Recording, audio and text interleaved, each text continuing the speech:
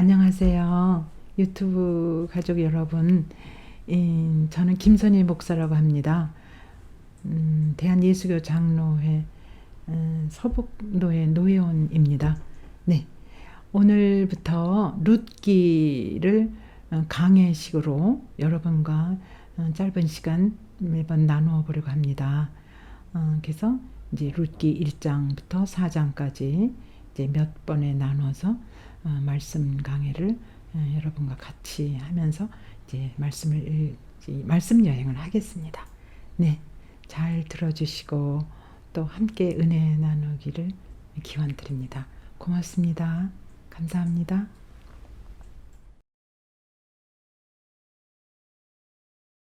그들은 모압 여자 중에서 그들의 아내를 맞이하였는데 하나의 이름은 오르바요 하나의 이름은 루시더라. 그들이 거기에 거주한 지 10년쯤에 말론과 기련 두 사람이 다 죽고 그 여인은 두 아들과 남편의 뒤에 남았더라.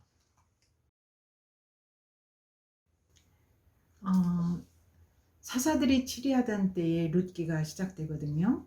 근데 굉장히 흉년이 들어서 모두 살기 어려운 이때에 그 엘리멜렉이라는 사람이 그 아내 나오미를 데리고 두 아들을 데리고 모압 지방으로 떠나게 됩니다.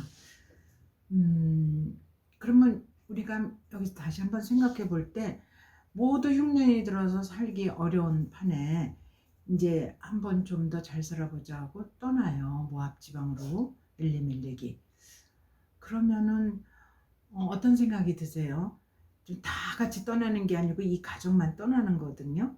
어찌 됐든 엘리멜렉이 이제 가족을 데리고 떠나요. 떠나서 그래서 말론과 기련 두 아들이 이제 같이 지내게 되는데 남편이 죽게 됩니다. 엘리멜렉이.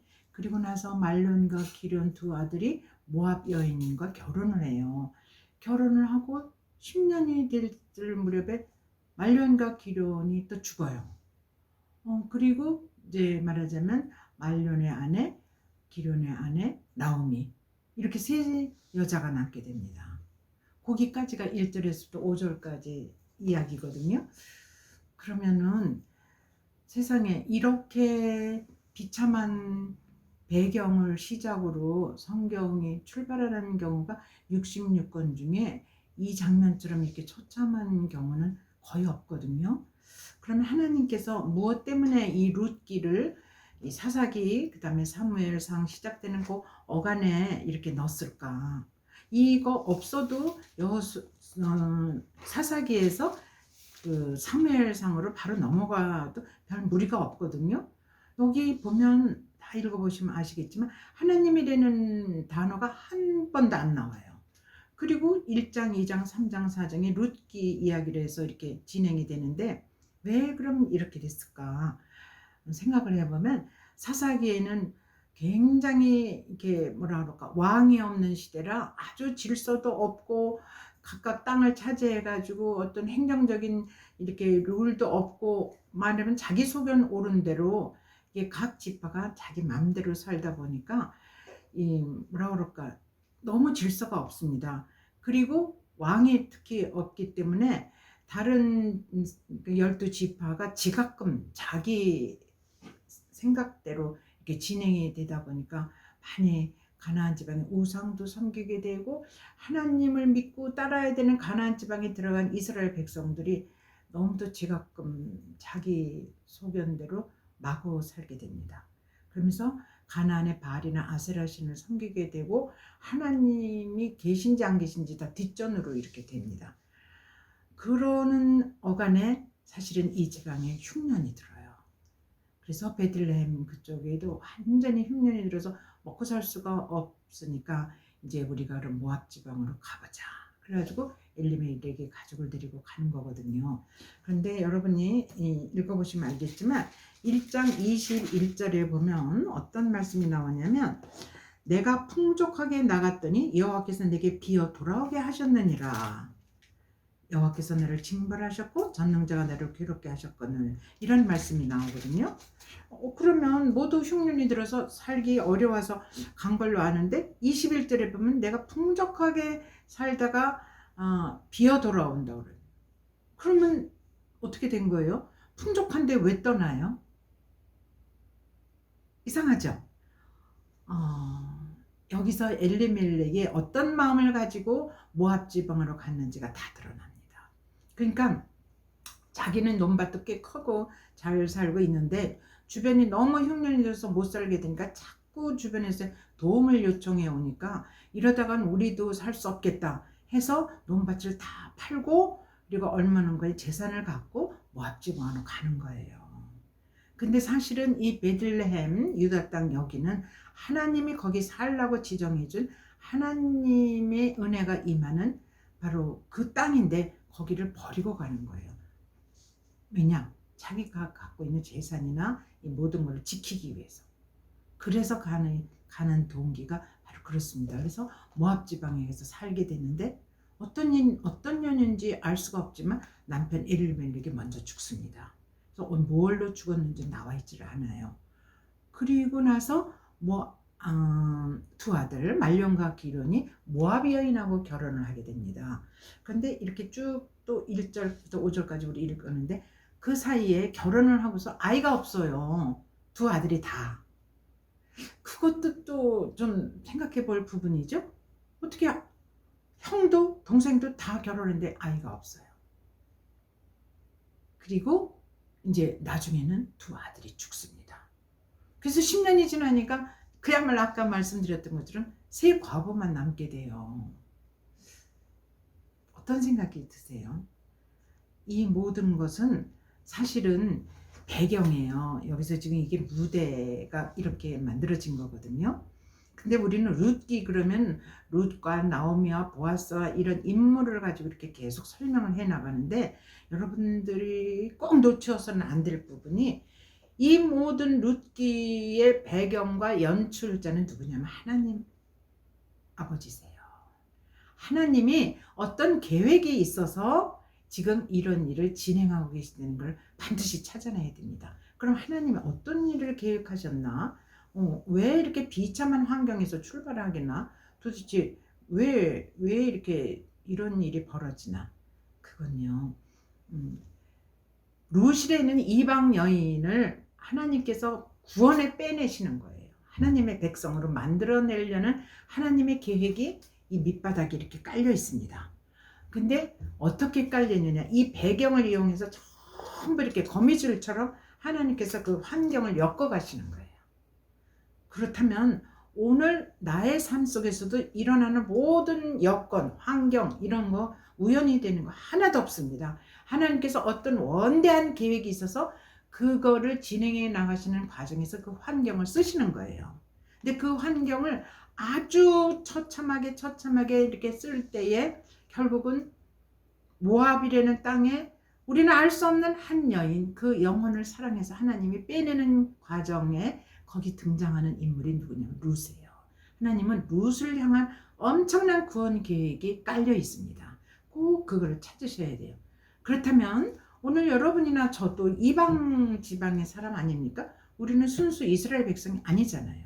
그럼 우리도 룻처럼 죄인이었고 모든 여건이 하나님을 알고 만나기는 아주 아무것도 몰랐어요. 우리도 120년 전까지는 이 나라 이 땅에 복음이라는 게 들어온 일이 없었기 때문에 몰라요. 근데 하나님은 나라는 한 죄인, 하나님을 모르는 이 백성, 그래서 선교사들을 보내서 이 땅에 복음이 전파되기 시작하지 않습니까? 룻도 마찬가지예요.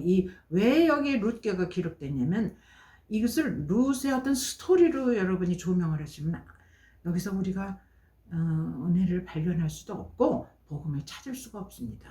룻을 내가 거기에 들어갔다고 생각하면은 그때부터 이 룻기는 나에게 복음으로 다가옵니다. 나도 하나님을 모르고 아무것도 모르는데 하나님이 나라는 한 영혼을 이 죄악 세상에서 빼내기 위해서 나에게 여러 가지 계획을 세우고 하나님의 때에 누구를 만나게 하고 어떤 환경이 벌어지고 나에게 안 좋은 일, 예기치 못한 일도 생기고 이런 모든 일들이 다 하나님 속에서 이루어지는 겁니다. 그래서 하나님이 지금 모압 지방에 나오미네 가족이 떠나지 않습니까? 그래서 거기서 만난 며느리가 룻이잖아요. 그럼 잘 봐봐요. 오르발에는 여인하고 룻이 이제 두 며느리로 들어가는데 이제 쭉 읽어보시면 알겠지만 오르바는 다시 제 고향으로 돌아가요. 자기 고장으로. 근데 룻은 따라 나와요. 나오미 시어미를. 그러면서 이제 룻 이야기가 쭉 진행되는 거거든요. 그래서 제일 중요한 거는 이 무대의 연출자는 하나님이시라는 것을 꼭 기억하시고 오늘 나의 삶 속에서도 하나님은 계속적으로 간섭하시고 계속적으로 계획을 세우시고 일을 진행하시는데 하나님의 일을 진행하시는 데는 하나님 나름대로 순서가 있습니다. 그래서 우리는 저 멀리를 알 수가 없어요. 근데 바로바로 그때의 환경을 하나님이 만들어 가실 때에 여러분이 믿음의 눈으로 차츰차츰 이 룻과 함께 보실 수 있는 눈이 형성돼야 돼요. 우리는 멀리를 내다볼 수가 없습니다. 왜냐? 그 멀리는 내 계획 속에 있는 게 아니고 하나님 계획 속에 있기 때문에. 그러면 이제 나오미네 가족, 엘리멜렉의 가족이 모압 지방에 당도해서 이제 룻이라는 며느리를 얻게 되는데 시아버지 엘리멜렉이 죽게 되지 않습니까? 그리고 나서 이제 결혼을 했는데 아이가 없어요. 왜 아이가 없었을까요? 이렇게 생각해 보면 룻이라는 그 여인을 구원시켜서 하나님의 대계획이 진행되는데 만약에 모압에서 아기를 낳았다고 가정을 합시다. 그러면 룻과 그 기륜 이렇게 결혼을 해서 결국 모압의 이 후손이 이어지는 거 아닙니까? 하나님은 그게 아니고 룻을 빼내시는 거예요. 그래서 이제 룻을 나중에 어디로 데리고 오냐면은 베들레헴으로 오게 되지 않습니까? 우리는 이 스토리를 다 알기 때문에 그렇지 지금 1절에서부터 5절까지 읽으면 아주 처참한 환경 그거 전부예요. 그 다음 어떻게 진행되는지 아무도 알 수가 없습니다. 제가 왜 1절부터 5절까지 읽으면서 이렇게 길게 설명을 드렸냐면은 하나님은 이 지방에 베들레헴 이 지방에 흉년이 있게 하세요. 그러면 우리는 자연재해, 흉년, 홍수 뭐 이런 재앙이 일어나면은 이게 도대체 어떻게 된 일인가? 흉년, 홍수, 가뭄 뭐 이런 것들 다 하나님이 주장하십니다. 이 세계를 움직이는 주인은 여호와 하나님이세요. 근데 우리는 자연현상만 보고 야, 왜 태풍이 이렇게 몹시 부냐? 왜 이렇게 가뭄이 오래가지? 왜 이렇게 또 비는 오래도록 쏟아져? 막 이렇게만 생각하지만 천만의 말씀 아닙니다. 이 세계의 모든 자연과 인간의 모든 여러 가지 일들과 벌어지는 모든 전쟁 상태 이 다 하나님이 주관하십니다. 그래서 우리는 역사의 주관자가 여호와 하나님이라고 이렇게 고백을 하게 됩니다. 그래서 여기 지금 흉년이 들어서 먹고 살 수가 없어서 떠났는데 여기 보면 거류한다고 떠나요. 그러니까 잠깐 가서 있으려고 생각을 했는데 웬걸 10년까지 이렇게 살게 되지 않습니까? 그 어간에 두 아들이 죽어요. 그리고 나서 이제 아내의 그 오르바와 룻이 남게 되는데 그 어떠실 것 같아요? 먹고 살 수가 없는 거예요. 왜냐하면 남편하고 다 가족이 있어서 같이 일을 해서 먹게 살아야 되는데 세 과부가 그 당시 이 과부나 고아를 왜 불쌍히 여기라고 그랬냐면 고아나 과부는 먹고 살 길이 없어요. 직업을 얻을 수가 없단 말이에요. 그래서 도저히 살 수가 없기 때문에 아마도 나오미가 무척 고민을 했을 것 같아요. 여기서 이대로 살 수도 없고 떠날 수도 없고 이걸 어떻게 하면 좋을까 이렇게 막막한 상황에 이릅니다. 그러니까 낮아지고 처참해지는데 먹고 살 방법까지도 이제 완전히 제로 상태로. 그게 1절부터 5절까지 말씀입니다. 제가 왜 이런 말씀을 드리냐면 하나님께서 이 무대를 설정할 때 인간의 힘으로는 아무것도 할 수 없는 완전 절벽에 이르는 그때에 이제 하나님이 다시 어떻게 이 가족과 그 모압 지방에 간 이 백성을 이렇게 하나님 편으로 이끌어오나 하나님의 손길을 더 확실히 느낄 수 있게 되기 때문에 제가 1절부터 5절까지를 자세히 여러분에게 알려드렸습니다.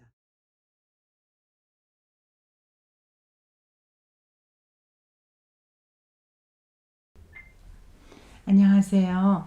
이제 룻기를 진행하고 있는 김선희 목사입니다.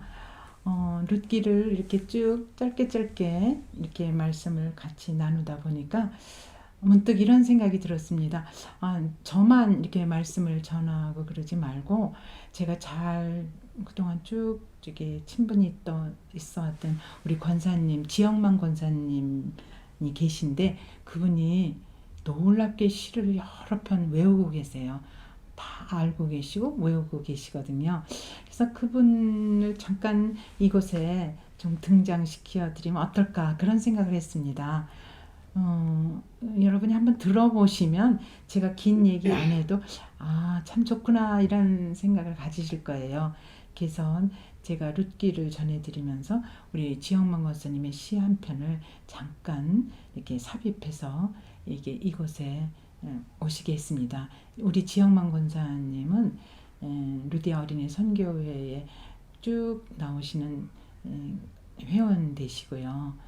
또 교회 권사님이시고 그러십니다. 그래서 이제부터 우리 권사님이 시 한 편을 낭독하실 텐데 들어보시기 바랍니다. 네, 감사합니다.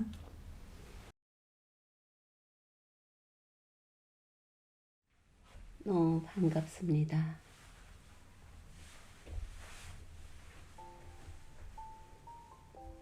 내가 살 집을 짓게 하소서. 이어령. 내가 살 집을 짓게 하소서. 다만 숟가락 2개만 놓을 수 있는 식탁만한 집이면 족합니다. 밤중에는 별이 보이고 낮에는 구름이 보이는 구멍만한 창문이 있으면 족합니다. 비가 오면 우산만한 지붕을, 바람이 불면 외투자락만한 벽을, 저녁에 돌아와 신발을 벗어 놓을 때 작은 대돌 하나만 있으면 족합니다. 내가 살 집을 짓게 하소서. 다만 당신을 맞이할 때 부끄럽지 않은 정갈한 집 한 채를 짓게 하소서. 그리고 당신이 오래오래 머무실 수 있도록 작지만 흔들리지 않는 집을 짓게 하소서. 기울지도 쓰러지지도 않는 집을, 지진이 나도 흔들리지 않는 집을, 내 영혼의 집을 짓게 하소서. 감사합니다.